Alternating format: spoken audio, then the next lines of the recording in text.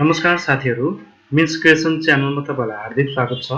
आजको भिडियोमा म तपाईहरुलाई चाहिँ कोल्याटरल भनेको के हो र कोल्याटरल कसरी लोड गर्ने र यसको बारेमा म तपाईहरुलाई चाहिँ जानकारी दिन गइराखेको छु। कृपया भिडियो अन्तिमसम्म हेरिदिनु होला। सुरु गरौँ आजको भिडियो।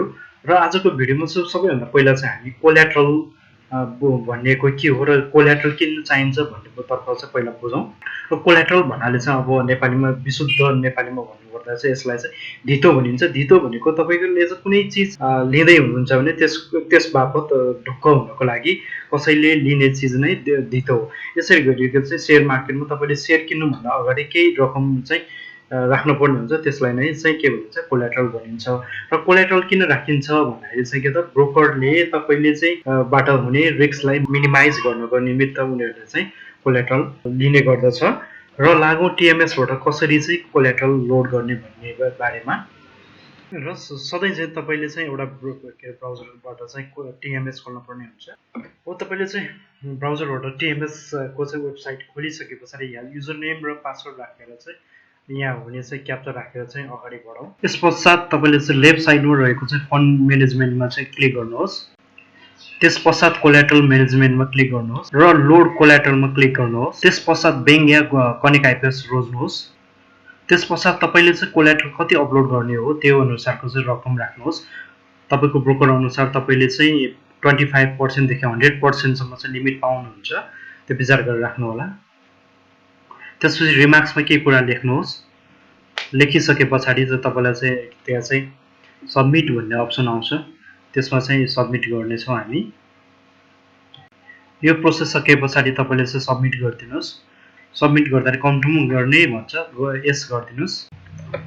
त्यसपश्चात कनेक्ट आइपीएस को यस्तो खालको इन्टरफेस आउँछ। त्यसमा चाहिँ तपाईले चाहिँ तपाईको युजर नेम राख्नुहोस्। त्यसपछि क्याप्चा राखेर चाहिँ साइन इन गरेर अगाडि बढ्नुहोस्। त्यसपश्चात यस्तो खालको इन्टरफेस आउँछ। त्यसमा चाहिँ तपाईले चाहिँ बैंक छान्नु पर्ने हुन्छ।